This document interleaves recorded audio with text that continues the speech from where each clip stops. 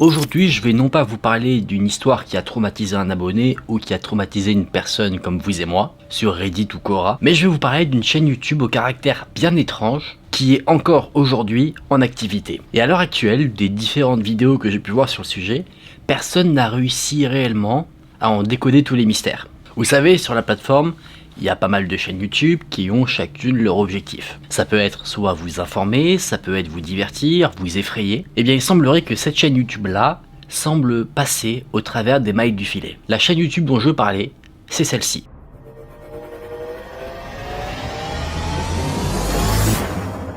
Je préfère vous mettre en garde dès maintenant, c'est une chaîne YouTube qui met en avant des éléments assez malaisants. Il n'y a rien de gore, pas des trucs qui vont vous sauter sur le visage pour vous effrayer, pas de screamer, mais ça pourrait créer une situation de malaise. Certains ne seront pas du tout sensibles, mais je préfère au cas où vous mettre en garde. Donc si certains n'ont pas le cœur bien accroché, ne regardez pas la vidéo. Si ceux qui voulaient partir ne sont plus là, on peut commencer. N'hésitez pas à liker la vidéo et à vous abonner à la chaîne si ce type de contenu vous plaît. N'hésitez pas également à me suivre sur Instagram si vous souhaitez me partager votre réaction à cette vidéo ou alors m'envoyer votre histoire qui vous a fait flipper. Je tiens à préciser que certaines informations présentes dans cette vidéo ont été mises en avant par une chaîne YouTube qui s'appelle Nexpo. C'est une chaîne anglophone qui a fait une vidéo sur le sujet en 2018. Et 4 ans plus tard, j'ai réussi à trouver de nouvelles informations. Il y a des informations en plus qui sont sortis. Évidemment, en 4 ans, il a pu se passer des choses.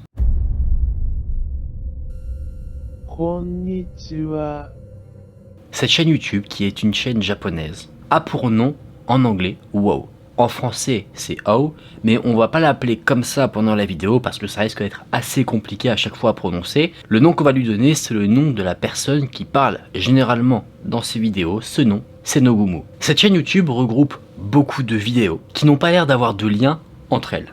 À l'intérieur de celle-ci, on va trouver généralement une poupée qui va s'adresser directement à la caméra, en japonais. Mais ce qu'elle va dire, c'est des trucs assez dérangeants, assez étranges qui ne semblent pas avoir de sens.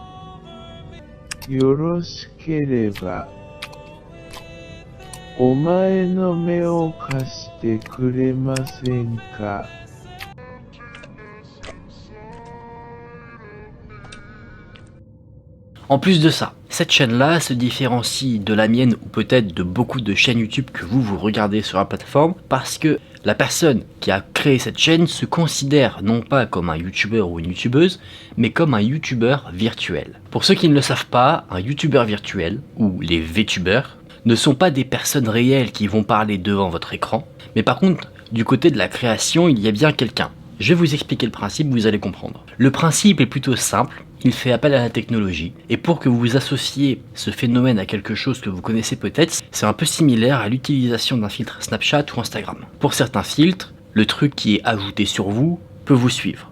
Il y a une détection de mouvement. Eh bien, les youtubeurs virtuels utilisent ce système-là pour non pas mettre un filtre sur une partie de leur corps, mais sur l'ensemble. Donc, le youtubeur virtuel va se filmer devant sa caméra et il va appliquer un filtre qui va remplacer la totalité de son corps par un avatar. Généralement, l'avatar choisi est un avatar qui vient du milieu du manga, des animés ou encore des jeux vidéo. Apparemment, avec l'évolution de la technologie, il y aurait déjà un avatar virtuel, une youtubeuse virtuelle plus précisément, qui serait contrôlée par une intelligence artificielle. Bon, ça c'est encore autre chose. Donc maintenant vous avez compris ce qu'est un youtubeur virtuel. C'est quelque chose qui s'est développé, ça s'est même étendu au-delà de YouTube, ça s'est étendu sur des équivalents de YouTube au Japon, ça s'est étendu sur Twitch, mais également sur Instagram. Si je vous montre cette photo, on pourrait penser que c'est une réelle personne. Avec l'arrière-plan, on remarque même une célébrité, Jimmy Fallon, mais la personne qui est au premier plan, Michaela, elle, n'existe pas. C'est une influenceuse virtuelle, donc vous voyez un petit peu que ce phénomène a eu tendance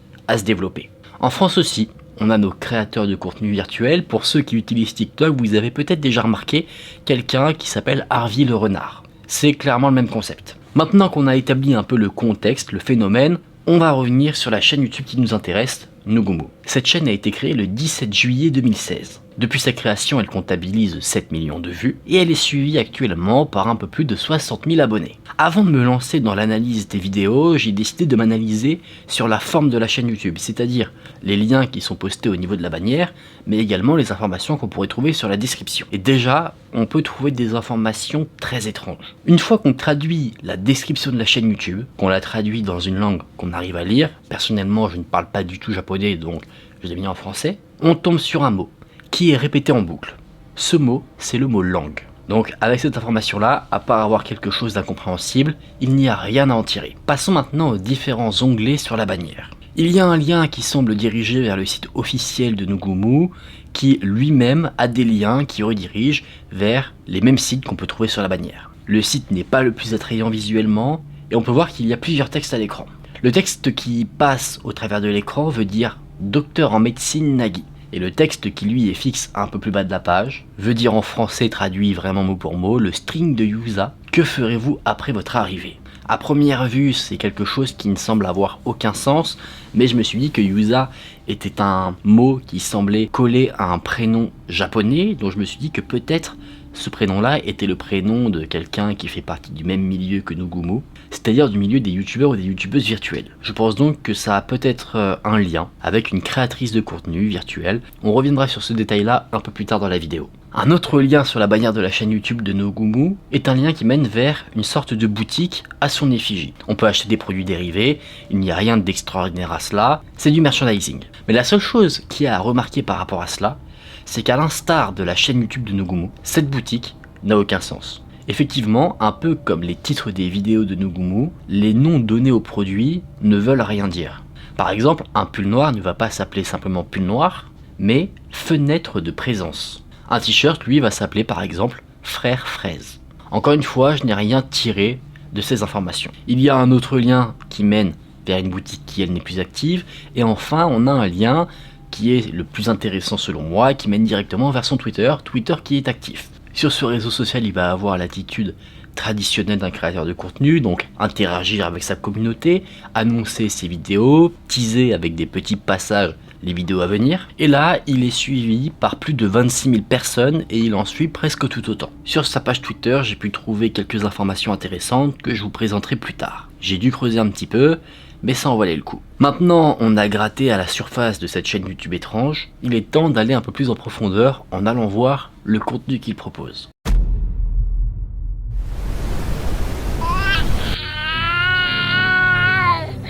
La première vidéo a été postée le 12 mars 2018. À première vue, on ne comprend absolument rien. Au son, on entend facilement des pleurs de bébé, ce qui semble être des coups de feu et une musique. Ce qui est particulier avec la musique, c'est qu'on la reconnaît. Personnellement, la musique me parle, mais c'est comme si on l'avait jouée à l'envers, de base, et qu'ensuite on l'avait inversée. Parce que le son n'est pas vraiment clair. Je pense que c'est un effet qui a été donné pour pouvoir créer une situation un petit peu de malaise et d'incompréhension. Renforcer l'ambiance de la vidéo déjà étrange de Nugumu. À l'écran, on a un objet façonné comme le visage d'un bébé qui tourne sur lui-même avec des câbles enfoncés. La vidéo est la même pendant toute sa durée et elle ne semble pas avoir d'intérêt mis à part perturber le spectateur. Mais c'est dans la deuxième vidéo que le youtubeur virtuel se met en scène. Konnichiwa, virtual YouTuber no Nugumu desu. Amagasaki ni sundemasu. Yo. Ikichi ga susuritai de no. Omae no sugu ushiro ni iru n ja.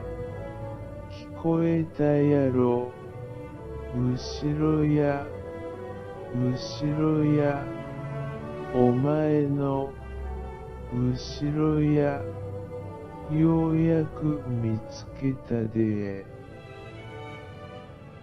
Dans cette vidéo, qui est la plus vue de sa chaîne avec 1 million de vues, Nugumu se présente. Cette vidéo est, de par son ambiance, très pesante. La voix du personnage de Nugumu a été ralentie de 50%, ce qui ajoute cet effet un peu de malaise avec la voix.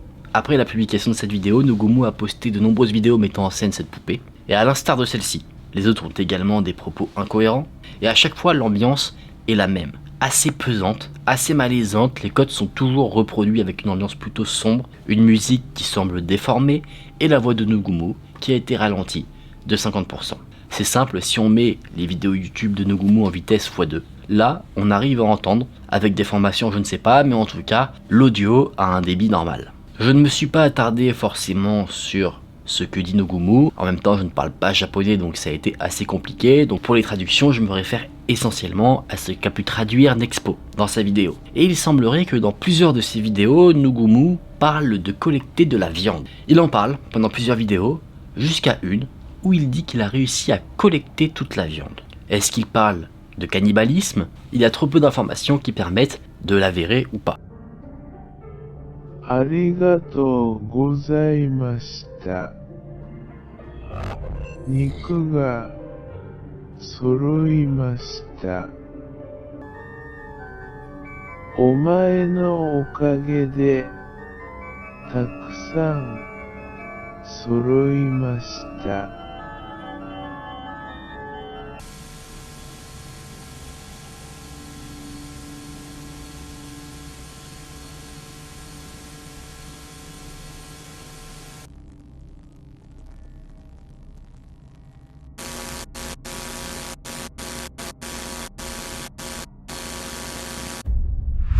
Mais quelque chose qui est également très curieux au-delà de Nogumu en tant que tel, c'est sa communauté. Elle semble lui vouer une sorte de culte, certains trouvant la poupée plus mignonne qu'effrayante, et même certains s'affichent avec des produits à son effigie. De plus, si on regarde de nombreux commentaires sous les vidéos de cette poupée, on voit qu'à l'instar de leur idole, les personnes qui le suivent expriment des paroles qui n'ont aucun sens. Là vous devez avoir la grande question en tête, mais qui est Nogumu ?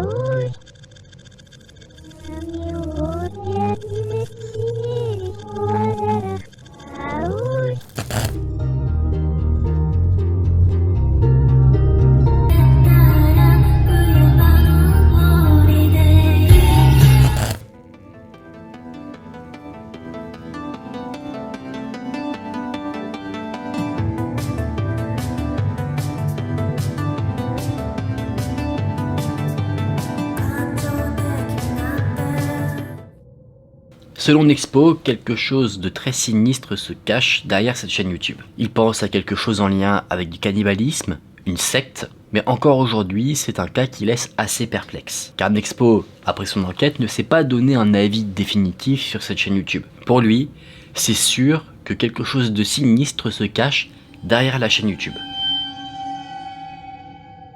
Mais comme je vous l'ai dit, sa vidéo date de 2018.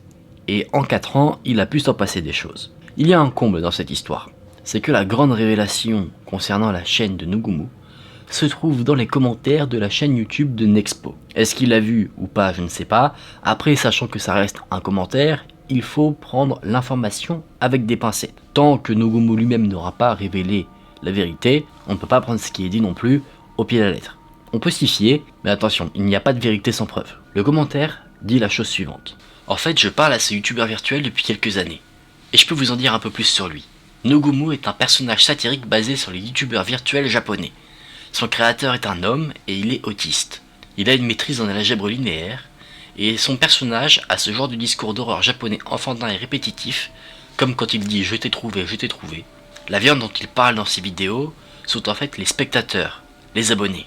Il répond souvent à ses commentaires Twitter avec le mot Niku, qui signifie viande. Il est très influencé par l'horreur japonaise qu'il y a sur YouTube, et également par le joueur de Minecraft Pyropito. Il semblerait donc que Nogumu ait commencé sa chaîne YouTube pour présenter une satire du milieu des créateurs de contenu virtuel. Il n'a certainement pas pensé que sa chaîne YouTube allait connaître un certain succès, et donc il a continué à publier des vidéos dans le même thème, y prenant goût, ce qui l'a fait rentrer dans le milieu des créateurs de contenu virtuel, celui dont de base il voulait faire la satire. D'ailleurs, il est tellement devenu ancré dans ce milieu-là qu'il collabore même avec des VTubeurs, des VTubeuses, et il participe également à des événements les rassemblant. Évidemment, il participe à ces événements à sa manière, il n'y va jamais en personne, à chaque fois c'est par le biais de messages vidéo ou de moyens qui lui permettent de rester à distance physiquement. Évidemment, l'identité réelle de Nogumu est inconnue du grand public. Il est fort probable que la personne qui se cache derrière cette chaîne YouTube souhaite rester anonyme. Et concernant sa communauté, on peut penser qu'il a tellement marqué ses spectateurs et les personnes qui le suivent qu'il a créé une sorte de monde. Dans des termes un peu plus simples, il a créé un délire, et ses spectateurs ont décidé de rentrer dans ce délire-là, et comment peuvent-ils interagir pour montrer qu'ils sont dans le même délire que lui, avec l'espace commentaire, en marquant des commentaires qui n'ont aucun sens, comme les vidéos de Nogumu. Il crée du contenu incohérent, ses abonnés vont écrire des commentaires incohérents. En plus de ça, quelque chose d'intéressant, c'est que cette chaîne YouTube n'a pas sûrement marqué les utilisateurs japonais. Ce qu'il a marqué, c'est plutôt des utilisateurs occidentaux comme nous. Je pense qu'il y a plusieurs raisons à cela. Déjà une différence de culture, et en plus de ça, il y a la barrière de la langue. On a une barrière qui est assez importante, celle de la langue. Pour la vidéo, j'ai réussi à avoir des passages traduits, donc on comprend ce qui est dit. Mais si on tombe sur cette chaîne YouTube par hasard et qu'on n'a aucune connaissance de la langue japonaise, le spectateur n'aura que l'aspect visuel, audio, sans la compréhension, ce qui va renforcer le côté effrayant de la chose. Pour vous donner quelque chose d'assez concret par rapport à ça, imaginons que je fasse une vidéo du même type avec une poupée qui fait un peu flipper, l'ambiance, tout ça, et qu'en français je raconte une blague de Toto. Quelqu'un qui ne parle pas du tout français, et si la traduction n'est pas disponible sur ma chaîne, la personne étrangère qui va regarder ma vidéo pourrait penser que c'est quelque chose d'effrayant, alors qu'en réalité, ça ne l'est pas du tout. Bien que Nogumu soit une chaîne de VTubers spécialisée dans l'horreur qui peut créer un certain malaise pour ceux qui ne la comprennent pas, il n'y a rien, selon mes recherches, qui pourrait laisser penser que quelque chose de sinistre se cache derrière tout ça. La chose que j'ai donc découvert et dont je vais parler dans cette vidéo, c'est ce qu'on appelle un bébé médicament. En anglais, un donor baby. Le terme parle de lui-même, en anglais un peu plus qu'en français je trouve. Si vous ne comprenez pas ce que c'est, le concept il est très simple. Vous savez, généralement, quand on fait un enfant, c'est parce qu'on veut créer une famille, pour vraiment transformer l'amour qu'on a dans un couple, et en faire un être vivant. Je parle dans le cadre scientifique bien sûr, évidemment qu'on peut aussi faire retranscrire cet amour en adoptant. Et bien ce concept-là de bébé médicament échappe totalement à ce truc-là. Vous savez, on dit qu'un parent serait prêt à faire n'importe quoi pour son enfant. Eh bien, c'est la version exagérée de cette chose-là. En tout cas, dans le cas du témoignage que je vais vous présenter, encore une fois, je ne connais pas du tout l'opinion publique par rapport à cela, mais on va faire un bébé médicament pour pouvoir soigner un premier enfant. Par exemple, un couple va avoir un enfant et il se trouve que cet enfant va être atteint d'une maladie. Cette maladie va faire que l'enfant va avoir besoin de recevoir souvent une greffe de rein ou de moelle épinière, peu importe. Eh bien, les parents vont faire un second enfant, non pas parce qu'ils en ont envie et ils veulent élargir leur famille, mais plutôt pour pouvoir se servir de cet enfant pour guérir l'enfant malade.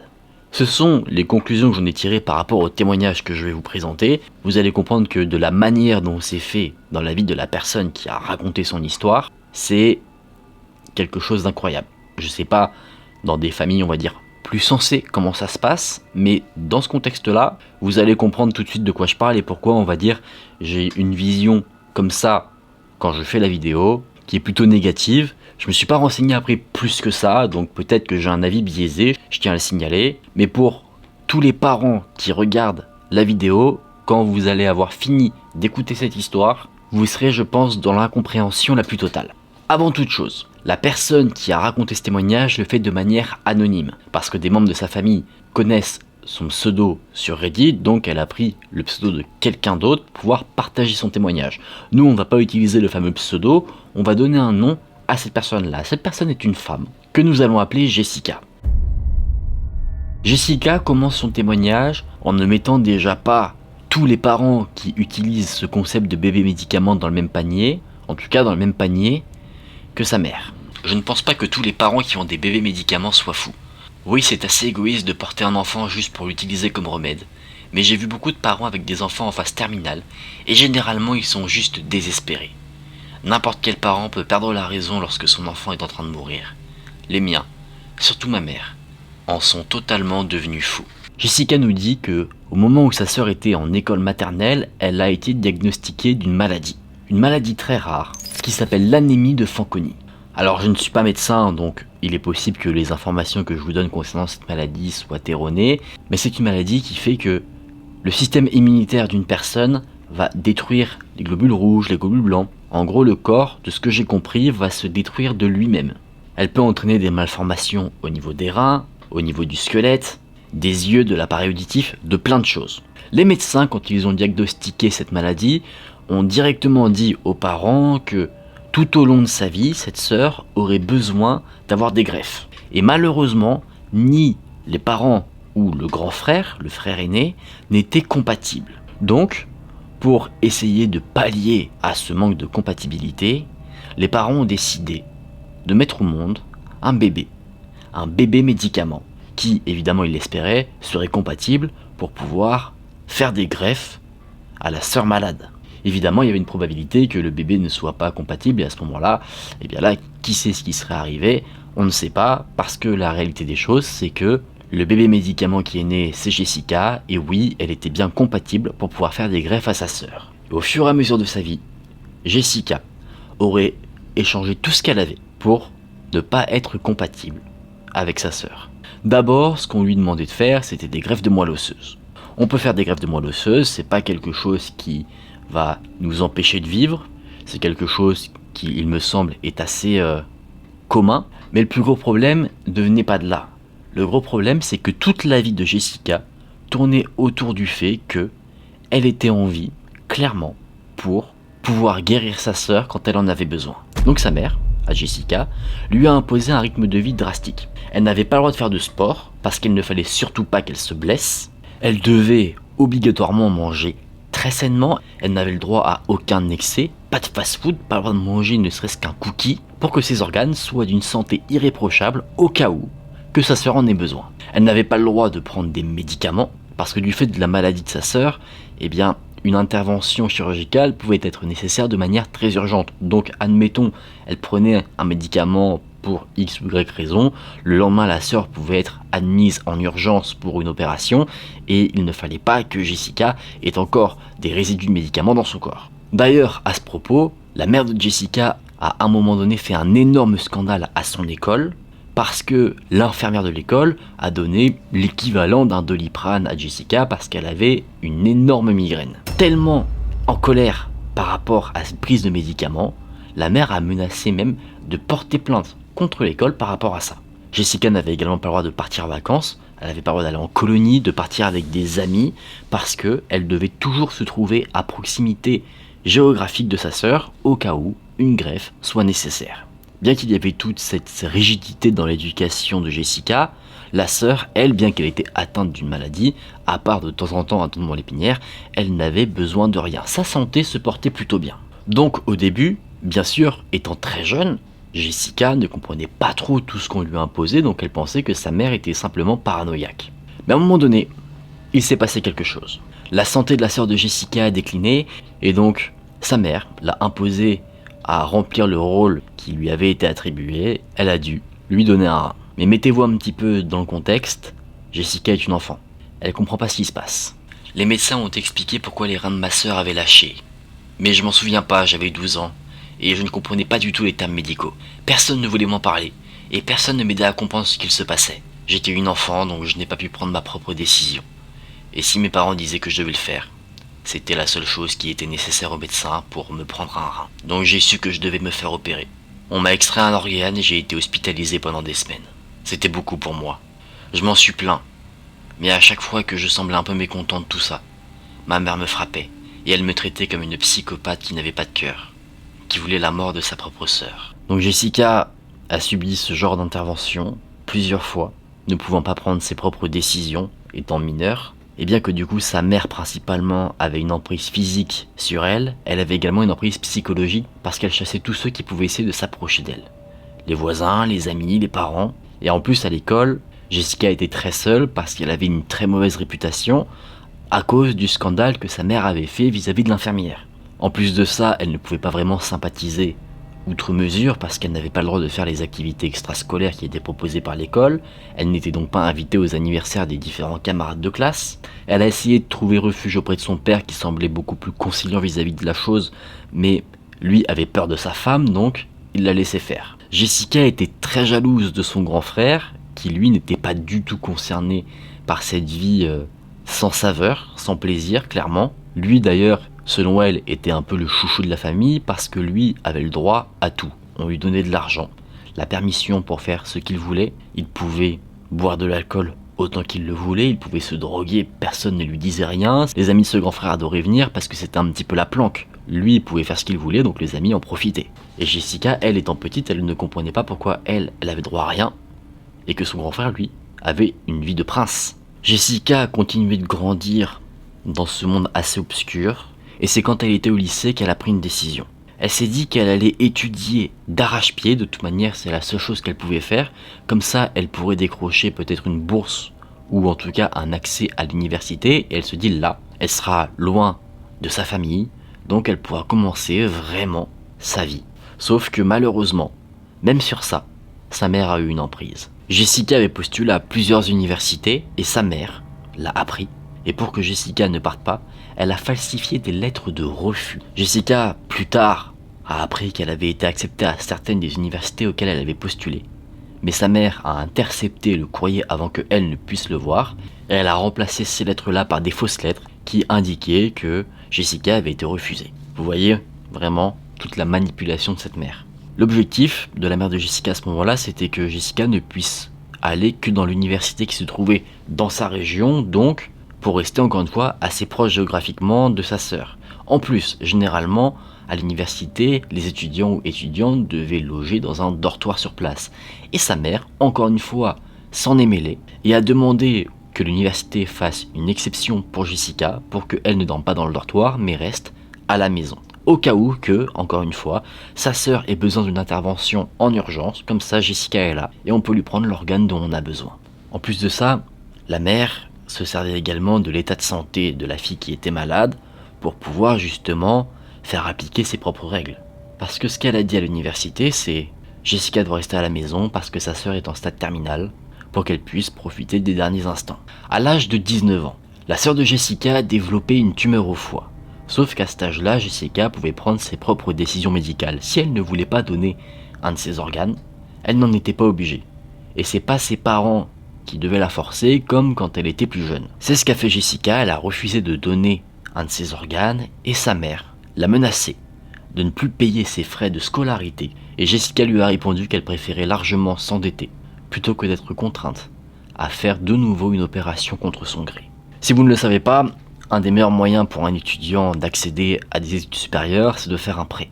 Et la mère de Jessica a utilisé cet argument pour lui mettre la pression. Elle a dit qu'elle ne pourrait en fait pas continuer ses études parce que pour obtenir un prêt, il fallait que les parents donnent leur accord. Jessica n'en savait rien, donc elle a été prise par surprise, elle n'avait pas de contre-argument, donc totalement désespérée.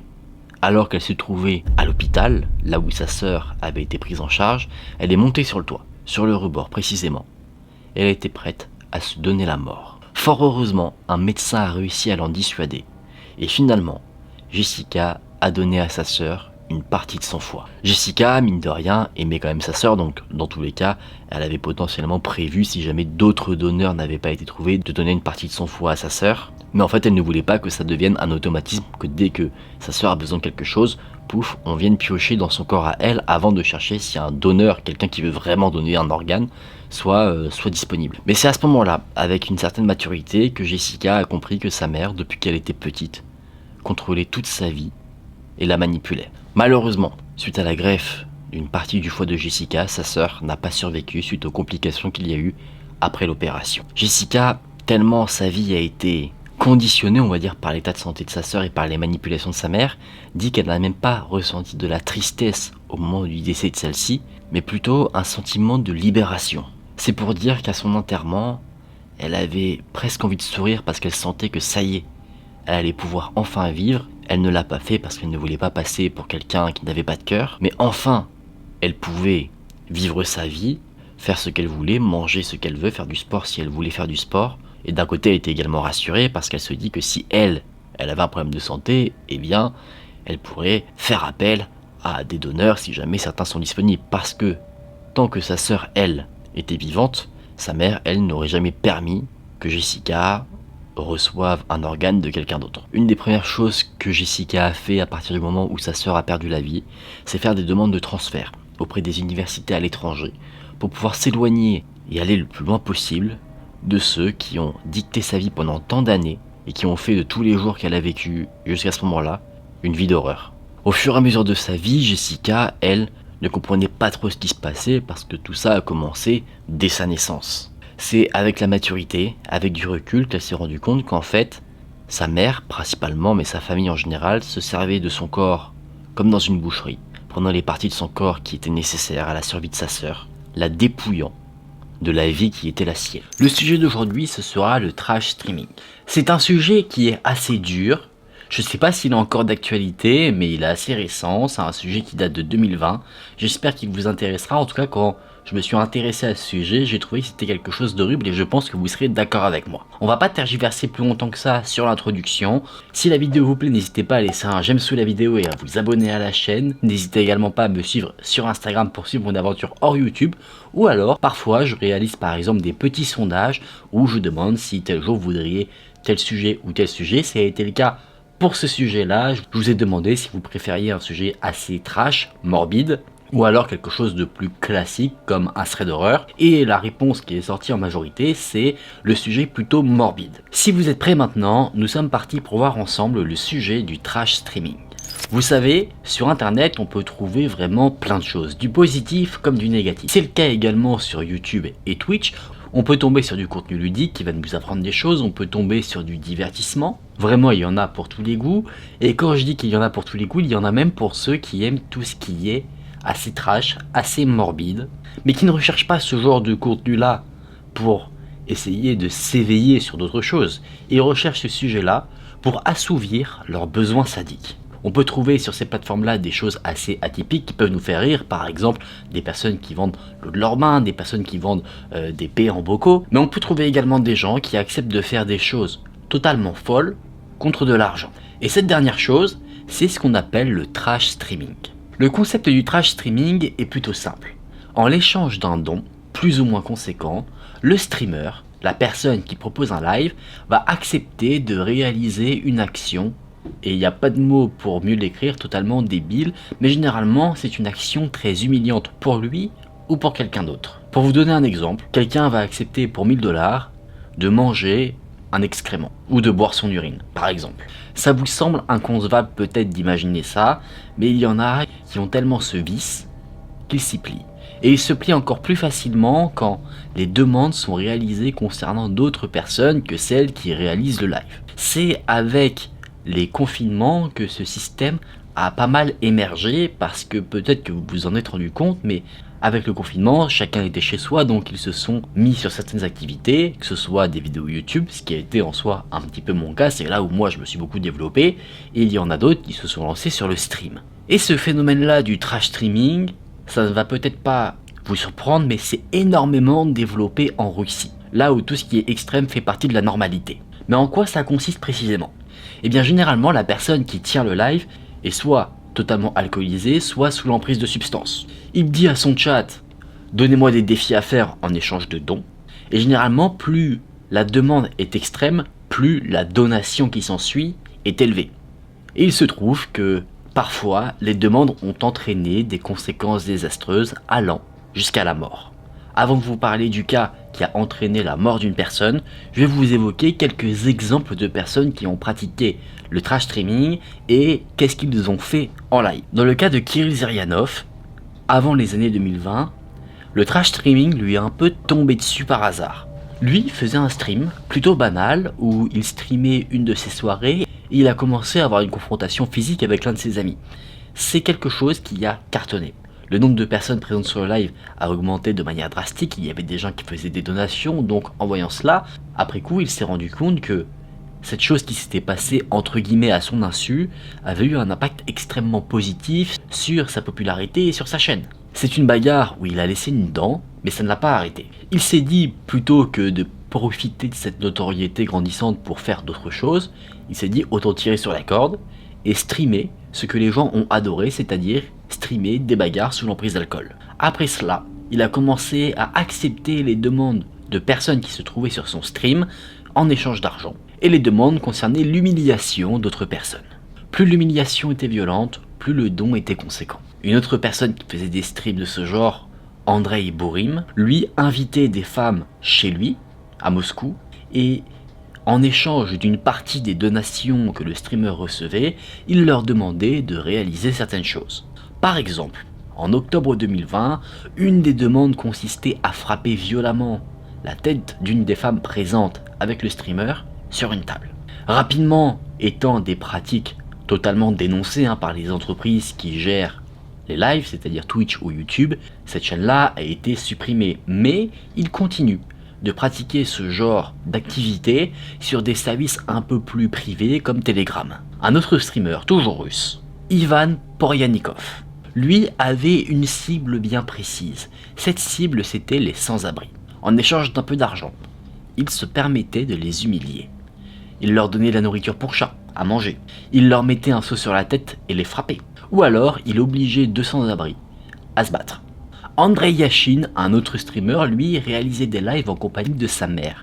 Et bien, figurez-vous que pour la somme de 220 €, il a accepté d'embrasser sur la bouche sa propre mère. J'en vois déjà parmi vous qui sont dégoûtés. À de nombreuses reprises, la police est intervenue là où prenaient place les lives des différents streamers qui ont été évoqués et au domicile d'autres streamers qui pratiquent ce genre de contenu. Généralement, il n'y a pas forcément de suites qui sont données pour la pratique de ce genre d'activité parce que les personnes, on va dire, qui sont victimes de ce genre d'humiliation restent quand même consentantes dans un premier temps. Mais les plateformes qui gèrent les streams, c'est-à-dire Twitch et YouTube, eux, agissent et suppriment les chaînes des personnes qui pratiquent ce genre de contenu. Ces trash streamers arrivent à contourner le système en passant par des moyens plus privés, comme j'ai dit précédemment, notamment via Telegram. De l'enquête que j'ai pu faire concernant ce phénomène-là, j'ai l'impression qu'il y a deux types de personnes qui vont regarder ce type de contenu. Dans un premier temps, un type de personnes très sadiques qui cherchent à assouvir leur besoin de faire du mal au travers de ces streams-là. Ils ont un sentiment de contrôle, de pouvoir, ils se disent qu'en échange de quelques euros, une autre personne va faire ce que je demande. C'est un peu la version light, si on y croit, des Red Rooms sur le Darknet. Donc il y en a qui cherchent justement à assouvir ce besoin de contrôle, et d'autres qui se retrouvent un peu par hasard sur ce genre de stream. Ils sont un peu appâtés par ce contenu qui surprend, et rapidement ils le quittent en se disant « Mon Dieu, je dois vite faire quelque chose parce que faut pas que je devienne comme eux ». On va dire que tomber sur ces streams, ça nous donne un choc électrique en se disant « Mon Dieu, je veux pas du tout être lié à ce genre de choses ». Et du coup ces personnes-là, ce deuxième groupe de personnes, ne sont pas des personnes qui vont revenir sur le stream, contrairement au premier groupe qui lui a ce besoin de contrôle et qui en redemande. En plus de ça, il y a une escalade, c'est-à-dire que les personnes qui regardent ce genre de stream et qui veulent interagir commencent à demander des choses plutôt légères dans un premier temps, c'est-à-dire manger des trucs qui sont plutôt dégueulasses, et après ça va aller dans les demandes de plus en plus extrêmes jusqu'à, carrément, frappe la personne à côté de toi violemment. On peut accabler d'un côté les personnes qui font les demandes, mais on peut également accabler les personnes qui les exécutent en échange d'argent. Et vous allez voir, dans l'un des cas les plus extrêmes, que certains streamers, créateurs de contenu, si on peut appeler ça vraiment du contenu, vont faire des choses abominables en l'échange d'une somme plutôt modique par rapport à l'action demandée. Après, évidemment, il n'y a aucune somme qui justifie le fait de tuer quelqu'un. La personne dont je vais vous parler, c'est Stanislav Retcheniak, un streamer russe. Vous l'aurez compris, ce phénomène du trash streaming est quelque chose qui est très propagé en Russie, mais pas du tout vers chez nous. Il pratiquait justement ce fameux stream où il exécutait des demandes indécentes de la part des personnes qui regardaient son contenu, et il faisait ses streams en compagnie de sa petite amie du nom de Valentina. Ils étaient assez jeunes, ils avaient à peu près tous les deux 25 ans, et il mettait également des vidéos sur sa chaîne YouTube où il montrait des sortes de pranks, des pranks qui souvent allaient trop loin. Par exemple, il renversait de la sauce au poivre sur le visage de sa petite amie alors qu'elle dormait, et c'était toujours des demandes un peu comme ça qu'il avait. Et une nuit, il a eu des demandes beaucoup plus indécentes que les autres. La demande qu'il a eue, c'était déjà de frapper sa petite amie. Au début, le couple rigole de cette demande. Mais au fur et à mesure du temps, l'ambiance plutôt détendue passe à un contexte très sérieux. Valentina pense que son petit ami jamais ne le fera, et Stanislas rigole de cette situation, mais finalement il devient sérieux en disant qu'il va vraiment le faire. Sa petite amie, qui n'est pas consentante cette fois-ci à être frappée comme ça pour de l'argent, essaye de se défendre, elle sort un couteau, et alors qu'elle est en train d'avoir une violente dispute avec Stanislas, elle est poussée hors du champ de la caméra. Là on entend des cris et on ne sait pas vraiment ce qu'il se passe, sachant qu'il n'y a pas d'image. On suppose fortement qu'à ce moment-là, la petite amie était battue par son copain. Stanislas revient ensuite pour animer son stream et là une autre demande lui est faite. On lui demande de faire partir la petite amie en la mettant dehors.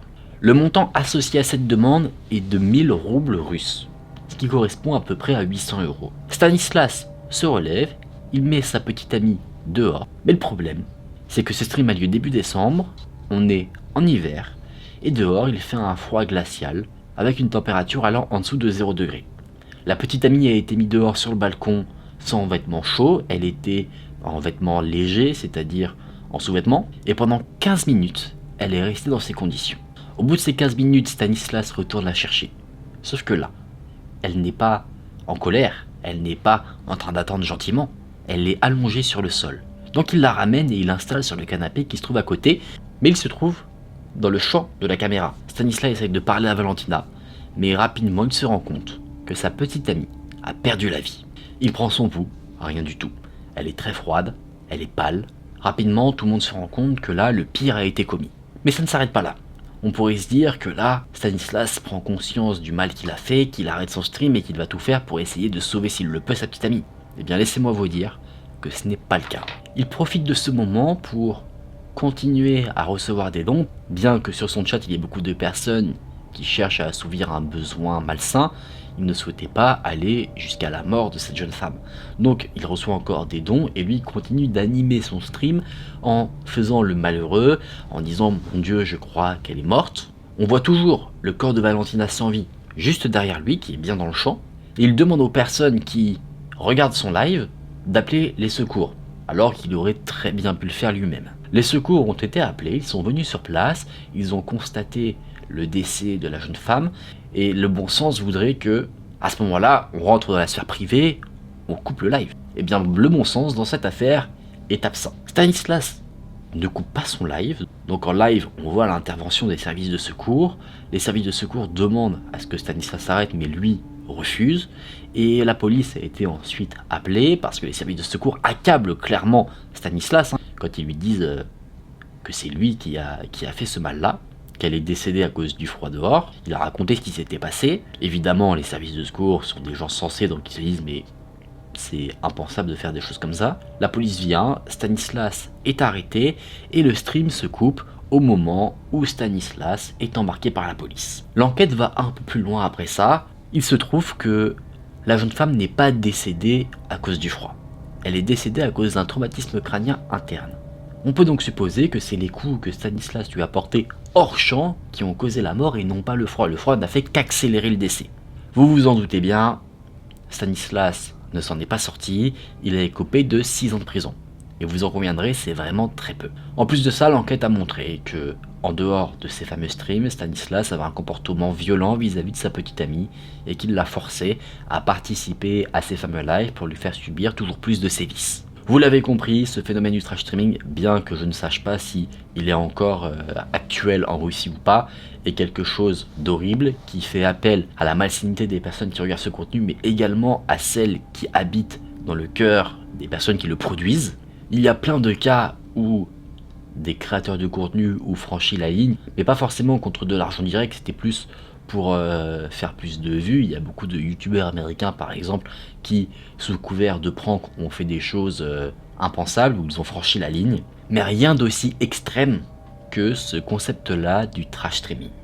Personnellement, je suis plutôt amateur de tout ce qui est blockbuster. Film de super-héros, tout ça, je trouve que ça permet de bien décompresser. On ne pense à rien, on se laisse aller au rythme de l'histoire, on suit l'action, et en général, on passe un bon moment. Eh bien, il y a quelque chose dans ce domaine-là qu'on peut retrouver également sur certains films d'horreur dont je voulais vous parler. Ce sujet-là, c'est le sujet d'une malédiction. Je faisais écho à certains films d'horreur, peut-être que vous avez déjà entendu parler de certains drames qui ont eu lieu sur les tournages de ce genre de film. Eh bien, saviez-vous qu'il y a tout autant de drames qui rôdent autour de l'incarnation même du super-héros, celui à qui on pense quasiment immédiatement quand on parle super-héros, Superman. Dans cette vidéo, je vais donc vous parler de la malédiction des Superman. De nombreux acteurs ayant incarné l'homme d'acier ont vécu des drames, certains sont plus mystérieux que d'autres, et qui aurait pu penser que le super-héros invincible, qui porte quand même sur sa poitrine le symbole de l'espoir, laisserait dans son sillage la mort.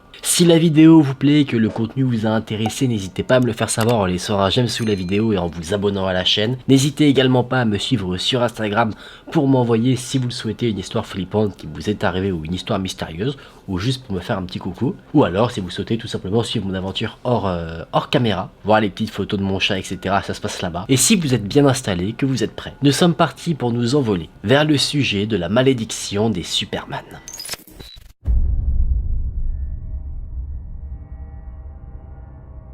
Superman a été créé par Jerry Siegel et Joe Shuster pour l'écurie DC Comics, le concurrent, on va dire principal de Marvel. Le personnage de Superman est apparu pour la première fois dans l'Action Comic numéro 1 en 1938. Je vais pas vous retracer toute l'histoire du personnage parce que ça prendrait beaucoup trop longtemps, je vais pas vous parler de comment il a été créé, je vais pas vous raconter toute son histoire parce qu'il y a eu beaucoup de variations au fur et à mesure du temps. Je vais vous raconter vraiment dans les grandes lignes ce que c'est pour ceux qui ne connaissent pas vraiment le sujet du Superman. D'une part, j'ai pas envie d'en parler, c'est pas ce qui m'intéresse vraiment, et d'autre part, c'est pas le sujet de la vidéo. C'est juste pour qu'on ait une sorte de base commune sur le sujet. Pour la faire courte, Kal-El est un Kryptonien, un habitant d'une planète qui est sur le point d'exploser. Il est envoyé sur Terre par ses parents biologiques qui souhaitent tout simplement le sauver de cette explosion. Sur notre petite planète bleue, il est recueilli par un couple de fermiers qui l'élèvent comme si c'était leur propre fils.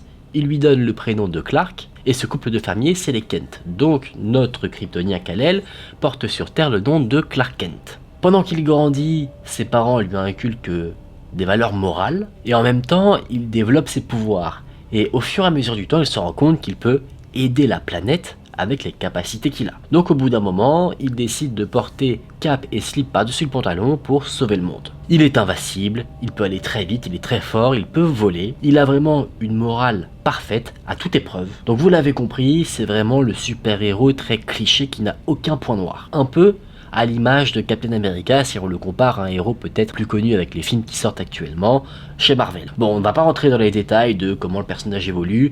Au début, quand il est sorti dans les premières BD, vous savez, c'était un peu l'américain parfait qui était là, très patriote. Et au fur et à mesure du temps, il est devenu beaucoup plus complexe avec ses propres choix. Certains films mettent en avant le fait d'accepter l'autre même s'il a des différences. Donc voilà, ça aborde plein de sujets différents qui n'étaient pas forcément le cas quand il a été créé. Nous, ce qui va nous intéresser, c'est plutôt les adaptations qu'il y a eu en série ou en film. Il y a eu de nombreux acteurs qui vont interpréter le rôle de ce super-héros, et certains ont connu des choses assez troublantes.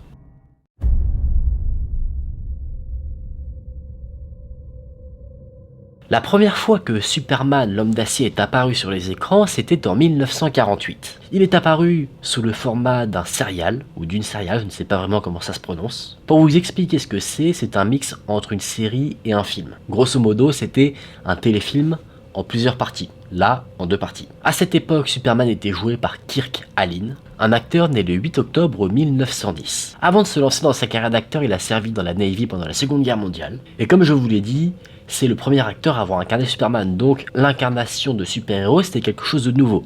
Pour l'anecdote, il a raconté à l'époque que quand on l'a contacté pour jouer Superman, il pensait que c'était pour le jouer pour un spot publicitaire et non pas dans un contenu de divertissement, dans une série. En plus de ça, il pensait que le concept même de Superman était impossible à retranscrire à la télévision. Donc le film a été tourné et déjà pendant le tournage, on peut constater un premier aspect de la malédiction. C'est pas l'acteur principal qui a été touché, c'est sa doublure, Paul Stader. Au cours d'une cascade, pour le film, il s'est brisé la jambe, ce qui l'a obligé à être écarté du tournage. Je ne sais pas si ce film-là, quand il est sorti, a fait un carton ou a totalement bidé, mais ce qui est sûr, c'est que Kirk Alyn a repris la cape de Superman pour un second film. Donc là, on a une grande première.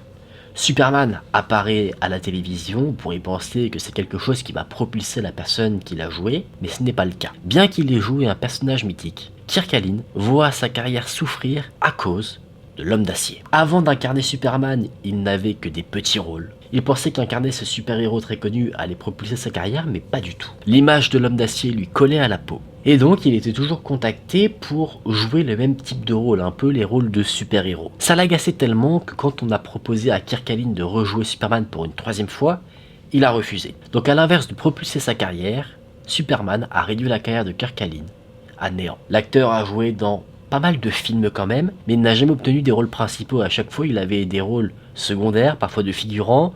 À certaines occasions même, il n'était même pas crédité dans le générique de fin des films dans lesquels il jouait. C'est en 1999 que Kirkalin est décédé suite à sa maladie d'Alzheimer. Néanmoins, il a laissé une trace indélébile dans la culture populaire, dans le monde du cinéma, en étant la première image connue d'un Superman sur les écrans. Donc on voit déjà dans ce premier cas, même s'il n'y a rien de tragique, de dramatique, que l'homme d'acier a en quelque sorte maudit la carrière de la personne qu'il a incarnée. Mais vous allez voir avec les acteurs suivants que parfois, l'impact de l'homme d'acier, si on y croit, a été beaucoup plus dramatique. Ici, elle a eu plutôt un impact négatif sur l'aspect professionnel, mais vous allez voir maintenant qu'au-delà d'affecter seulement la réputation d'un homme, elle peut aussi avoir des effets sur sa vie.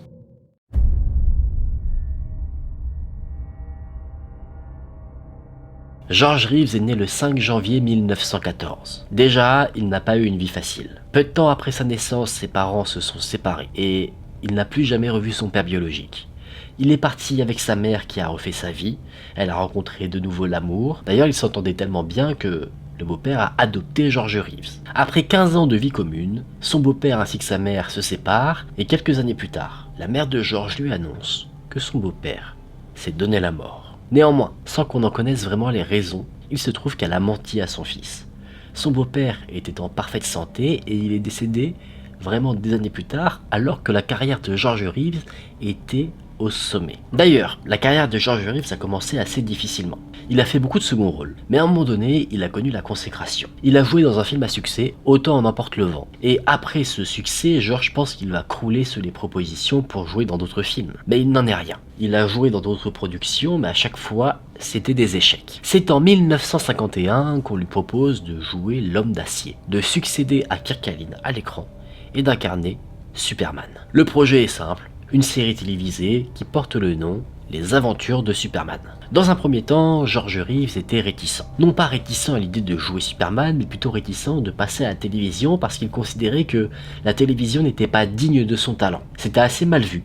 À une certaine époque, la télévision c'était un peu pour ceux qui étaient acteurs mais qui n'avaient pas trop de talent, et vraiment, le Graal c'était le cinéma. Finalement, il accepte de porter la cape pour la télévision. Le tournage a été assez compliqué. Il n'y a pas eu de problème en soi, je ne saurais pas comparer par rapport à comment se déroulent les tournages aujourd'hui, mais quand je dis que le tournage était complexe, c'est qu'il tournait sans continuité les différents épisodes. Par exemple, il pouvait tourner une scène de l'épisode 2, ensuite une scène de l'épisode 5, revenir ensuite à une autre scène de l'épisode 2, puis une scène de l'épisode 6. Il n'y avait vraiment aucune continuité, c'était pas on tourne l'épisode 1, après le 2, après le 3. Vous avez compris ce que je veux dire. Après le tournage vient la diffusion. Et la série est un énorme carton. George Reeves devient une icône, une célébrité nationale. Et il remarque qu'il a un certain succès auprès des jeunes, que la plupart de ses fans sont assez jeunes, ce sont des enfants, donc il prend le rôle qu'il a incarné à la télévision très à cœur.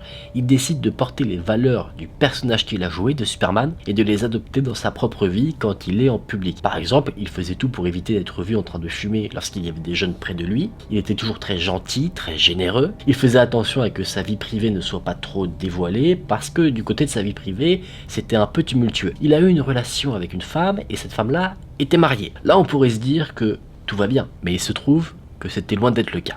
Bien que les aventures de Superman étaient un véritable carton, George Reeves ressentait la pression de l'homme d'acier. Il a l'impression qu'en fait, les personnes qu'il admire ne sont que des enfants, alors que ce n'était pas vraiment le cas. Il avait également des fans adultes, mais qui étaient moins présents aux événements auxquels il participait. En plus de ça, à part les épisodes de Superman, on ne lui confie rien du tout. Aucune proposition, parce que cette image de Superman lui colle à la peau. En fait, ce qui se passe, c'est que les gens ont peur, en acceptant de faire tourner George Reeves dans leur production, que les gens viennent voir le film parce qu'il y a Superman, et non pas parce que le film les intéresse. En plus de ça, notre acteur commence à être insatisfait de son salaire au vu du succès de la série. Il veut faire évoluer sa carrière, il se dit Superman c'est bien, mais je veux voir autre chose. Il souhaite raccrocher la cape, mais il en est en quelque sorte empêché, de par le manque de propositions sur la table. Il a besoin d'argent, il a besoin de travailler, donc il décide malgré tout de continuer, malgré l'envie qu'il a d'arrêter, et c'est un cercle vicieux qui se crée devant lui. Il continue de jouer Superman, l'image qui lui colle à la peau s'ancre beaucoup plus sur lui, les propositions ne viennent pas, donc il continue, et ainsi de suite. Il y a une histoire concernant George Reeves qui aurait pu être dramatique. Ça a eu lieu pendant une apparition de notre acteur habillé en Superman à un événement où des enfants étaient conviés. Et vous savez, les enfants ne voient pas le mal de certaines actions. Ils peuvent être naïfs, voire crédules, et en soi c'est assez normal. Par exemple, un enfant jeune, quand il va voir le Père Noël à Noël, il va être persuadé que c'est le vrai Père Noël. Et bien là, certains enfants, en voyant George Reeves habillé en Superman, étaient persuadés que ce n'était pas un acteur, mais Superman. Pour un enfant, c'était beaucoup plus vrai que pour les autres. Et donc cet enfant, avant l'événement, il avait dérobé l'arme à feu de ses parents. Il est venu avec, et une fois que George Reeves avait terminé son animation, il a demandé s'il pouvait lui tirer dessus. Cet enfant n'avait pas du tout l'idée d'assassiner George Reeves. Pas du tout. Parce que dans sa tête, comme sur le vrai Superman, la balle allait ricocher et il en serait sorti indemne. Sauf que là, on n'a pas Superman, on a un être humain. Et ce qui est fou dans cette histoire, c'est que George Reeves, bien qu'angoissé sous la menace d'une arme, a eu une réaction incroyable. Il est resté dans son rôle. Il n'a pas appelé de sécurité, il n'a pas paniqué, il a gardé son sang-froid. Et il a agi clairement comme Superman le ferait. En même temps, il a tellement joué le personnage qu'il sait comment il réagirait dans certaines situations. En plus de ça, l'enfant pense avoir affaire à Superman, autant lui donner Superman, mais pas comme il le souhaite. George Reeves a réussi à dissuader l'enfant de tirer, en lui disant que si jamais il le faisait, la balle allait ricocher et peut-être blesser quelqu'un dans l'assemblée. L'enfant évidemment ne voulait pas blesser quelqu'un, donc il n'a pas tiré et George Reeves a réussi à s'en sortir. C'est en 1958 que notre acteur a définitivement raccroché le costume du super-héros. Malheureusement, il n'a jamais réussi à relancer sa carrière derrière, que ce soit en tant qu'acteur ou dans la production. Et une phrase qui a fait écho dans la tête des gens quand il a raccroché la cape, c'est la suivante. « Me voici, j'ai gâché ma vie ». Un an plus tard, en 1959, George Reeves est retrouvé chez lui, sans vie. Il s'était donné la mort avec une arme à feu. Officiellement, George Reeves avait perdu l'envie de vivre, car il estimait avoir raté sa vie, du fait qu'il n'arrivait plus à travailler après Superman. Néanmoins, il y a un mystère qui rôde autour de sa mort. Une enquête a été menée, et il n'y avait aucune empreinte sur l'arme à feu utilisée. Il n'y avait pas de poudre sur la main de l'acteur, comme si l'acteur en fait n'avait pas utilisé l'arme lui-même. On a retrouvé 3 balles également, alors qu'une seule détonation a été entendue par ceux qui se trouvaient dans la maison, mais il n'y a aucune preuve qu'il y avait quelqu'un d'autre dans la pièce. Aucun signe d'effraction, qui pourrait en soi alimenter la piste de quelque chose de criminel. La mère de George Reeves a demandé à réouvrir l'enquête, et il y a eu des découvertes additionnelles. On a découvert que sur le corps de l'acteur, il y avait des traces de coups dont on n'arrivait pas à déceler la provenance. Il y a donc des théories, de par toutes ces informations qui ont été faites. Certains pensent non pas que l'acteur s'est donné la mort, mais qu'il y a eu un accident, pourquoi pas avec sa femme, ou alors, certains pensent même à quelque chose de criminel, en pensant que c'est le mari qui a été trompé, dont j'ai parlé un peu plus tôt, qui aurait commandité l'assassinat de George Reeves par vengeance. Il y a eu un seul suspect potentiel, qui a toujours clamé son innocence et qui n'a jamais été inquiété plus que ça, qui est décédé en 1963, et c'est avec sa mort qu'on va dire toutes les spéculations se sont éteintes et que la raison officielle qui demeure encore aujourd'hui est celle où on dit que George Reeves en avait marre de vivre et qu'il s'était donné la mort lui-même. Si vous souhaitez en savoir plus, il y a un film que je n'ai pas vu mais qui semble vraiment très intéressant, il faudrait que je me le mette, qui s'appelle Hollywoodland. C'est un film qui suit le détective engagé par la mère de George Reeves concernant sa mort, et du coup on voit quelques passages de sa vie avec toute l'enquête du détective. Il cherche en fait à comprendre ce qu'il s'est passé, pourquoi il s'est donné la mort, et potentiellement comment.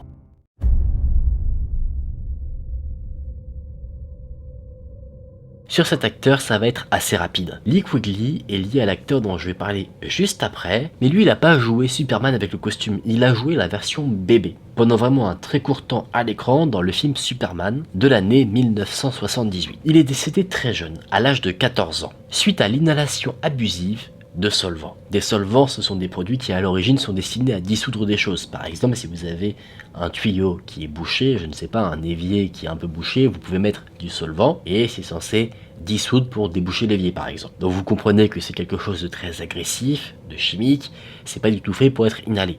Donc imaginez que quelqu'un l'inhale très régulièrement, ça peut causer de graves dommages et dans ce cas-là, ça a causé la mort de cet acteur.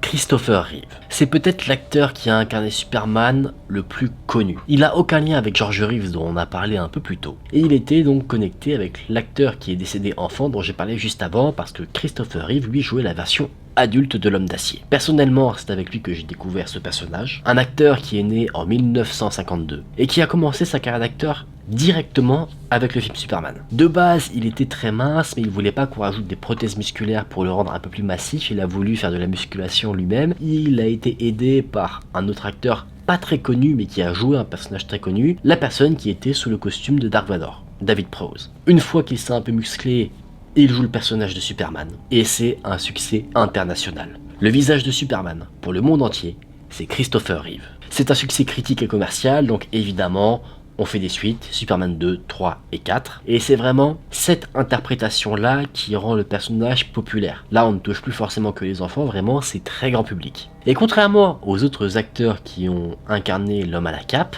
Christopher Reeves a réussi à jouer dans d'autres productions qui ont marché. Sa carrière prenait une certaine ampleur, mais il a vécu un drame. Christopher Reeve était amateur d'équitation. Il a donc acheté un cheval du nom de Bucks, qu'il a fait participer à plusieurs compétitions où il a remporté même quelques médailles. Et alors que Christopher s'entraînait avec ce cheval, il était cavalier, le cheval a raté un obstacle. Donc il a fait une sorte de mouvement, ce qui fait que notre acteur a été propulsé vers l'avant. Il est tombé directement sur le sol, ce qui a eu de graves dommages sur sa vie. 2 vertèbres étaient brisées et sa moelle épinière était sectionnée. Christopher Reeves, celui qui a joué pour le monde entier un homme invincible, était maintenant paralysé. Ça a eu un grand impact psychologique. Il avait des délires, il était paranoïaque, il avait même envie de se donner la mort. Mais comme je l'ai entendu dire, au bout du tunnel, il y a la lumière. Et Christopher Reeve était vraiment l'image même de cette expression. Accompagné par sa femme ainsi que par des amis, dont Robin Williams, il a repris le goût de vivre et il s'est investi dans la recherche médicale spécialisée dans la réparation de la moelle épinière. Il a continué à faire, bien qu'handicapé, des apparitions en lien avec Superman, notamment dans une série télévisée que peut-être vous avez connue, la série à succès Smallville, où il joue le rôle d'un professeur qui aide Tom Welling, le nouveau Clark Kent, à devenir Superman. C'est le 10 octobre 2004 que Christopher Reeve s'est éteint suite à un arrêt cardiaque.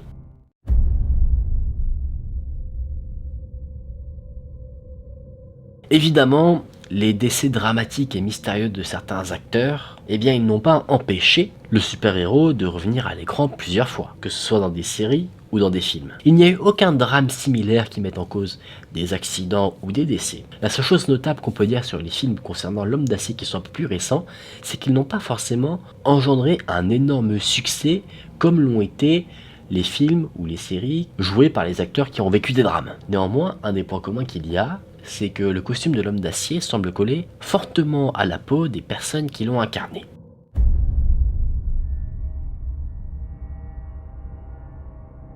Pendant toute la trame de cette vidéo, je vous ai parlé des personnes qui ont joué directement Superman. Mais il semblerait que cette malédiction, si malédiction il y a, ne touche pas uniquement les personnes qui ont porté la cape, mais également soit des personnes qui ont participé aux séries ou aux films, ou alors des personnes directement dans l'entourage des acteurs, mais qui n'étaient pas impliquées dans les productions.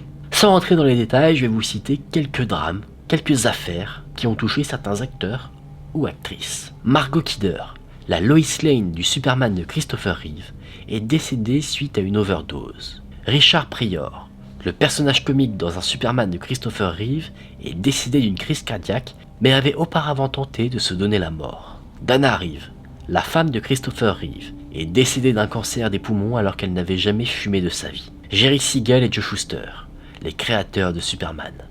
Ils ont vendu les droits de leur dessin de Superman pour une somme ridicule. Ils n'ont jamais réellement profité du succès de leur personnage. Allison Mack, actrice dans la série Smallville qui retrace la jeunesse de Superman. Elle a été accusée de trafic d'humains au profit d'une secte. Kevin Spacey, le Lex Luthor, némésis de Superman dans le film Superman Returns, a été accusé d'agression et d'harcèlement, notamment envers des mineurs.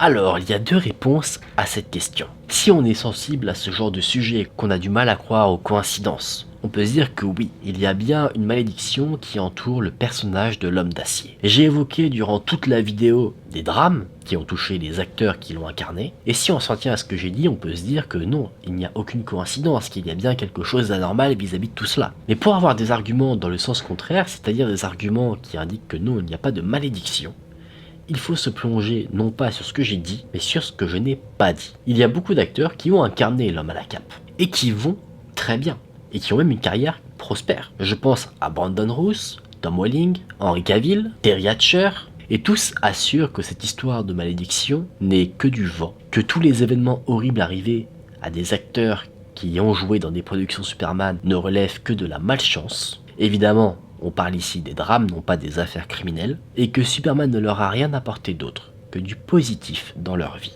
Alors selon vous, la malédiction de Superman est-elle réelle ou fictive? Le sujet de la vidéo, ça va être les pactes avec le diable, ou alors les pactes avec les démons. Vous avez sûrement, comme moi j'avais avant de faire mes recherches, des a priori sur le sujet. Peut-être que vous pensez que c'est quelque chose de très malsain, de très néfaste, que c'est vendre son âme, alors qu'en réalité c'est beaucoup plus complexe que ça, et je trouvais que le sujet était assez intéressant, donc je me suis dit que j'allais vous partager ce que j'avais découvert en vidéo. Dans un premier temps, je vous partageais des petites histoires de cas de pacte avec le diable / pacte avec les démons, et ensuite je vous dirai un peu plus quelle est la réalité, en tout cas ce que j'ai l'impression d'être la réalité derrière tout cela.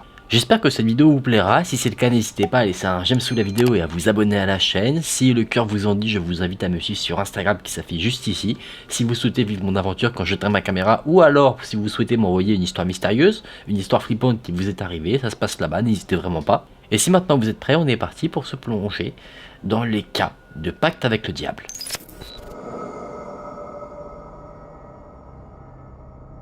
Dans la culture populaire, un pacte avec le diable, ça consiste en quelque chose de très simple.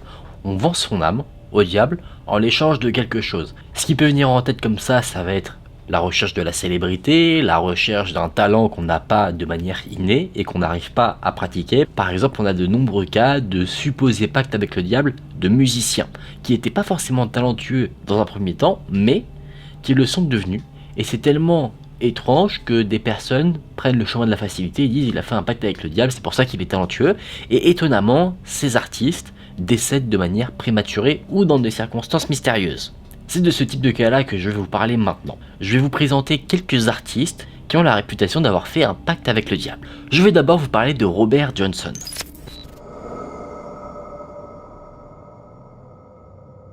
Robert Johnson était un homme qui s'est intéressé très jeune à la musique, notamment à la guitare et à l'harmonica. C'est l'harmonica qui est devenu vraiment son instrument de prédilection, mais il aimait beaucoup joindre et le son de la guitare et le son de l'harmonica. Et lui, ce qu'il voulait faire, c'était jouer lui-même des deux instruments en même temps. C'est donc à l'âge de 18 ans, à la fin de l'année 1920, qu'il confectionne un support pour harmonica, parce que vous vous doutez bien qu'avec les deux mains prises sur la guitare, c'est compliqué de jouer de l'harmonica. Il s'exerce pas mal, mais il ne rencontre pas un grand succès. Un autre guitariste spécialisé dans le blues, va dire quelque chose d'assez méchant à Robert Johnson. Il va lui dire qu'il n'a aucun talent pour la guitare, et même pire que ça, il fait fuir les personnes devant qui il joue. Donc il lui conseille de se focaliser simplement sur l'harmonica et d'oublier l'aspect guitare. Robert Johnson, en quelque sorte, s'enfuit, il va faire sa vie un peu ailleurs, il rencontre une femme. Vraiment les détails, c'est pas ce qui nous intéresse dans cette vidéo, mais il revient plus tard voir le guitariste qui lui avait dit qu'il n'avait aucun talent, et cette fois-ci, quand il rejoue devant lui, Robert Johnson est un dieu de la musique, surtout à la guitare. Le guitariste qui autrefois lui avait dit qu'il n'avait pas de talent est même épaté de voir que Robert Johnson est maintenant devenu encore plus doué que lui à la guitare. Il connaît un énorme succès, il a beaucoup de succès que ce soit dans la musique ou avec les femmes. C'est quelqu'un qui aime beaucoup séduire et Robert Johnson avait la réputation d'être très beau garçon, très gentleman. Donc il a une énorme carrière de musique. Et ce qui va justement alimenter cette histoire de pacte avec le diable, dans son cas, c'est qu'il est mort d'une manière très étrange et prématurée. À l'âge de 27 ans, après un concert dans un bar, Robert va chez l'un de ses amis et il ne se sent pas bien. Il décède, mais il était en très bonne santé, donc des questions se posent. Pourquoi ce musicien est décédé? Des rumeurs sont lancées, empoisonnement de mari jaloux, empoisonnement à cause de musiciens qui seraient jaloux de son succès, mais il n'y a aucune réelle cause qui est déterminée. C'est pour dire, sur son certificat de décès, il y a marqué qu'il n'y a pas de cause de décès, aucune cause connue. Et ce qui va alimenter encore cette histoire de pacte avec le diable, c'est que ce fameux Robert Johnson est le premier membre du très connu Club des 27, qui est connu comme un club maudit, Ce n'est pas un club dans lequel on rentre comme un club de sport, c'est un club qui est composé d'artistes, contre leur gré, et qui regroupe en fait nombre d'artistes décédés à l'âge de 27 ans. Il y a beaucoup d'artistes qui sont décédés à cet âge-là. J'en ai parlé un peu plus en détail de cette histoire de club des 27, ce club maudit, dans ma vidéo des 5 histoires les plus mystérieuses. Peut-être pas les 5 histoires, mais les 20 ou les 12, quelque chose comme ça, dans un des lives que j'avais fait pour Halloween. Donc là, on a quelque chose de mystérieux. Si on récapitule rapidement cette histoire, il y a deux choses qui font pencher la balance vers cette histoire de pacte avec le diable. Premièrement, il était considéré comme quelqu'un qui n'avait aucun talent pour la guitare, et peu de temps après, Robert Johnson se retrouve de nouveau devant la personne qui lui a fait cette critique, et il le surprend de par un talent qui semble incroyable. Et deuxième point, c'est ce décès mystérieux et prématuré. Et c'est quelque chose qui revient chez pas mal d'artistes, ce genre d'événements, et c'est pour ça qu'on a tendance à dire que parfois, surtout dans le milieu on va dire du show business, certains font des pactes avec le diable parce qu'ils ont un énorme succès d'un coup, et ensuite ce succès s'arrête de par leur décès. Je vais vous parler d'un autre cas qui concerne encore le milieu de la musique, mais bien avant celui de Robert Johnson. Là on est vraiment à quelques siècles avant notre époque.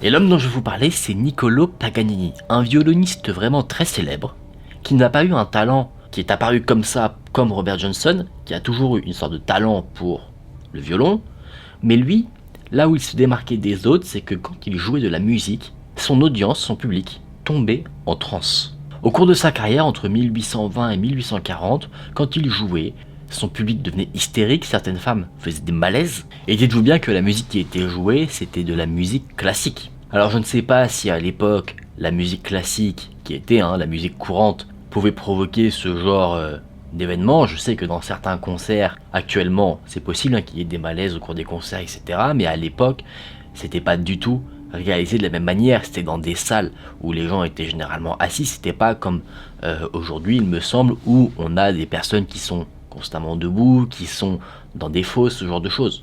C'était beaucoup plus posé.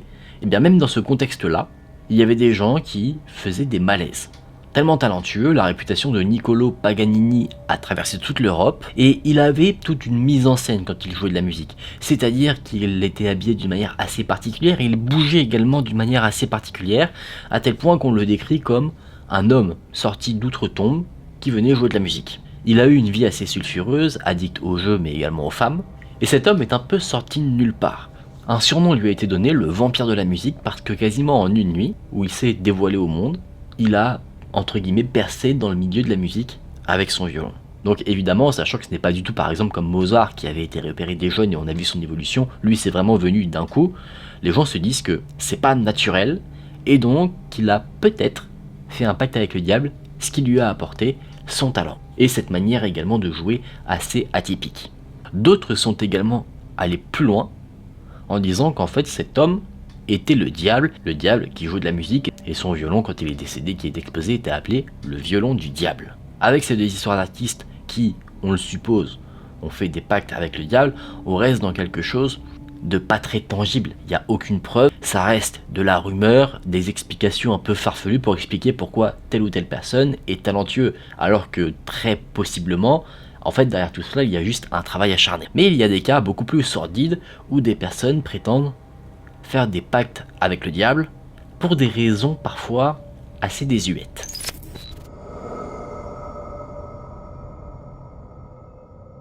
Je vous présente Daniel Hussin, un adolescent britannique qui a été reconnu coupable du meurtre de ses deux sœurs. On change nettement de registre par rapport aux histoires de la musique, qui pouvaient faire un petit peu rêver. Là, on est vraiment dans le macabre.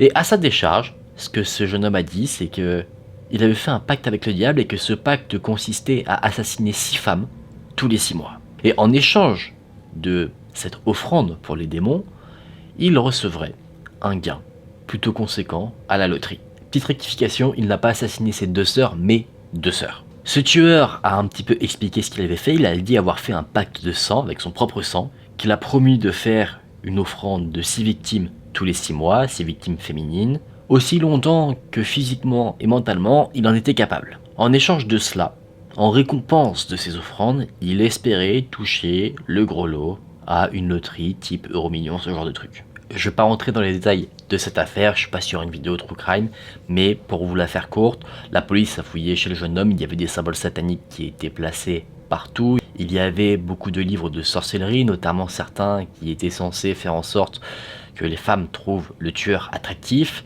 il était considéré comme quelqu'un de très arrogant, donc la question de est-ce qu'il a tué quelqu'un à cause de ce pacte, je pense que c'est plus une excuse, en réalité, pacte ou pas, je pense qu'il aurait commis à un moment donné le pire. C'est peut-être un jugement hâtif, mais en tout cas c'est ce que je pense au vu de ce que j'ai pu voir concernant mes recherches. Vous avez son nom, si ça vous intéresse, je vous invite à aller voir directement plus en détail ce qui peut être dit sur cette affaire. Mais du coup on peut se poser une question, parce qu'on voit qu'il y a quelques liens entre pacte avec le diable, succès, richesse et mort. On a donc plusieurs éléments qui reviennent. Par rapport à tout ce qu'on a pu voir avec ces différentes petites histoires, quand on fait un pacte avec le diable, on fait une offrande pour obtenir une richesse, du succès, du talent, mais c'est de courte durée parce qu'il y a à un moment donné la mort. Donc en soi, ça semble quelque chose d'assez fataliste. Et au cours de mes recherches, j'ai vu que ça ne l'était pas en fait tant que ça. Parce qu'il y a énormément de personnes qui pratiquent ce genre de pacte. Alors ça ne s'appelle pas des pactes avec le diable, ça c'est une expression qui est devenue populaire avec des films, avec tout ce qui concerne le paranormal, on va dire le fait de vraiment considérer le diable comme un méchant, etc. Alors qu'il y en a qui pratiquent ce genre de choses, qui ne voient pas la chose comme quelque chose de négatif, mais comme une autre partie de la spiritualité. Parce qu'en me perdant un peu sur internet en faisant mes recherches, je me suis donc dit, on suppose que certaines personnes ont fait des pactes avec le diable, le tueur dont j'ai parlé à l'instant dit en avoir clairement fait un, il y a un contrat qui avait été retrouvé chez lui, mais comment un tel contrat est établi? Donc je me suis demandé, comment on fait un pacte avec le diable? Rassurez-vous, c'était pas dans l'objectif d'en faire un.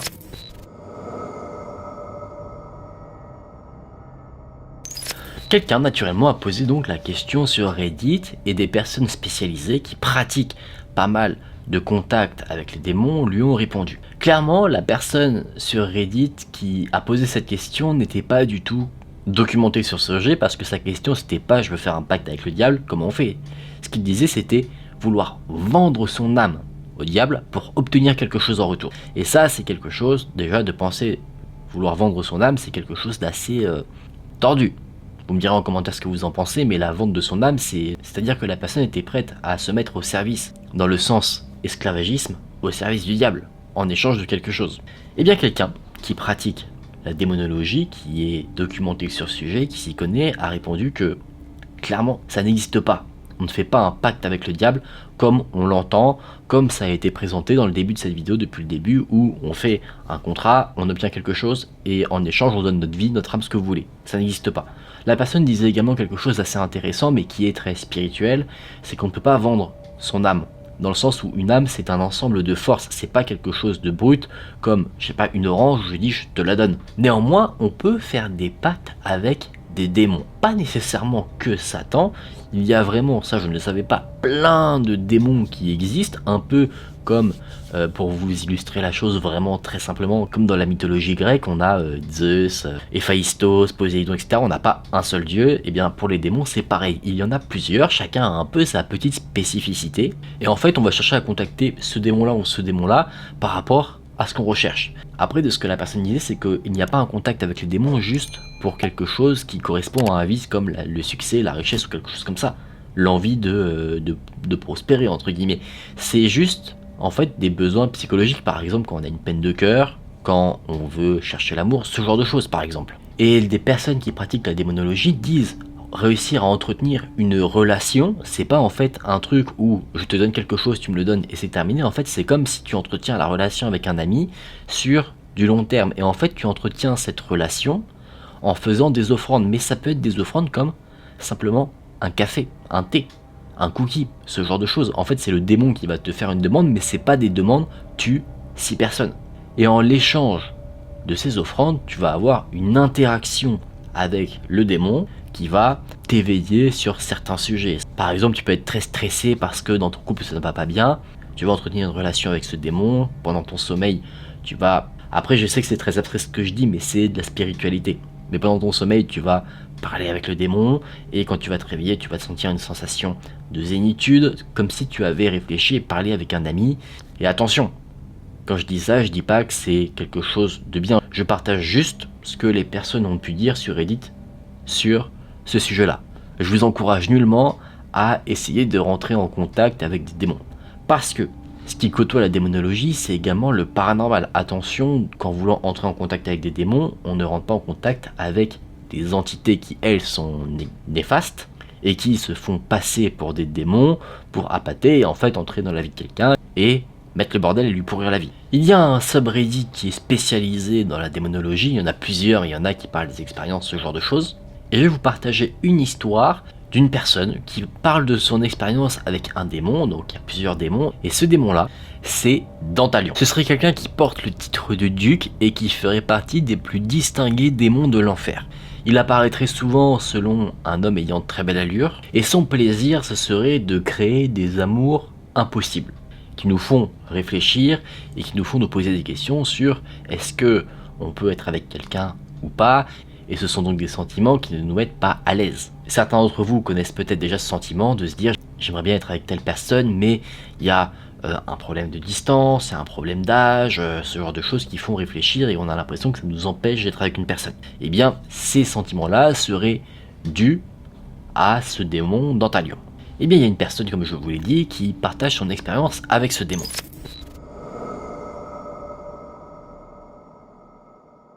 Il y a 1 an, ou un peu plus, j'ai fait un rêve où une voix me disait que Dantalion adorerait parler avec moi. Je me suis dit, une fois que je m'étais réveillé, que ce serait peut-être sympathique, mais que c'était peut-être aussi mon imagination dans ce rêve, et que ce n'était pas du tout une réelle demande de contact.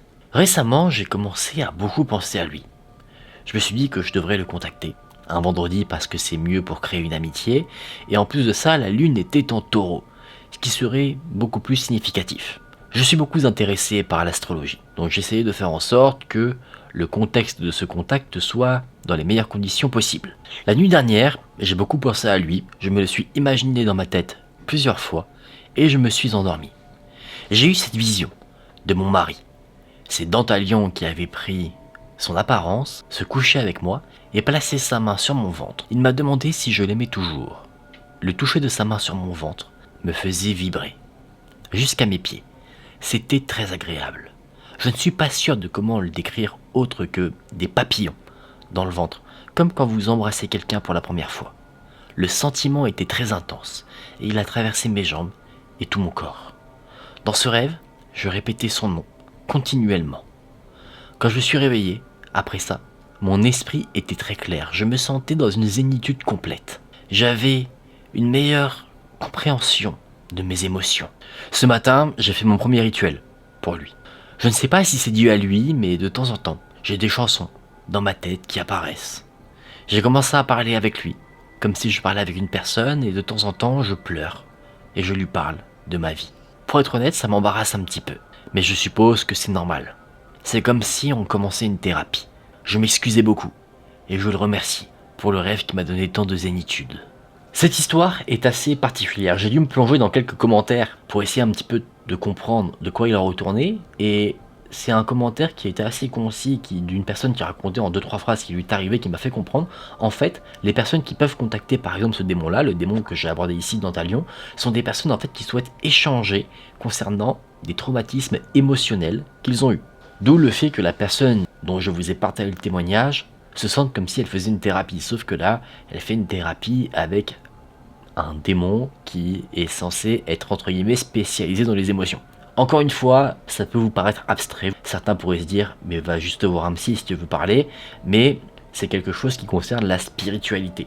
Alors je mets pas ça dans le même sac, mais c'est comme si vous souhaitez vous détendre, et bien certains vont écouter de la SMR, il y en a qui vont faire du yoga, de la méditation, et bien pour essayer de se débarrasser de certains traumas, certains peuvent parler avec des amis, parler avec les personnes qui les ont traumatisés, voir des thérapeutes, et d'autres rentrent en contact avec des démons, parce que, je le précise encore une fois, par rapport à ce que j'ai pu voir, les démons ne semblent pas forcément être que des trucs qui sont négatifs. En tout cas, de par les différents témoignages que j'ai pu voir. Et puis là, je prends aussi dans cette vidéo le parti de vous présenter des histoires de personnes qui ont eu des interactions avec des démons et qui n'ont pas connu de malheur derrière. Je trouvais ça intéressant de voir également cet aspect-là. Après, je suppose que si on se penche sur l'autre côté de la balance, c'est-à-dire sur des cas de personnes qui ont voulu rentrer en contact avec des démons et ça s'est mal passé, je pense qu'on peut trouver également des choses à dire. D'ailleurs, ça pourrait faire un bon sujet de vidéo de voir un petit peu, déjà ici, un côté de la balance, et dans une autre vidéo, voir ce qu'il y a de l'autre côté de la balance pour voir ce que les gens disent. N'hésitez pas à me dire ce que vous en pensez dans les commentaires.